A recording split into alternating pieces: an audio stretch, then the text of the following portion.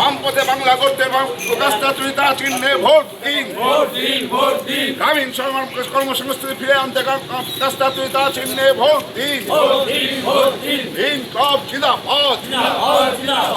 সাত সকালে দলীয় কর্মীদের নিয়ে ভোট প্রচার শুরু করলেন নবদ্বীপ বিধানসভার সিপিআইএম প্রার্থী স্বর্ণেন্দু সিংহ। নবদ্বীপে শহরাঞ্চলের মধ্যে দিয়ে প্রচার শুরু করেন তিনি।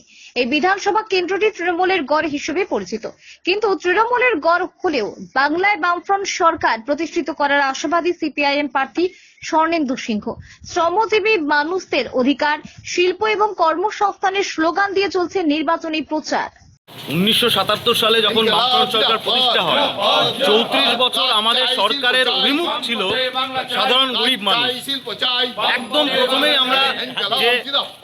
আমরা যে সিদ্ধান্ত গ্রহণ করেছিলাম যে অবৈতনিক শিক্ষা, আমরা ভূমি সংস্কার করেছিলাম, আমরা শ্রমজীবী মানুষের অধিকার অর্জনের প্রশ্নে আমরা বামফ্রন্ট সরকার একের পর এক গুরুত্বপূর্ণ সিদ্ধান্ত গ্রহণ করেছিল।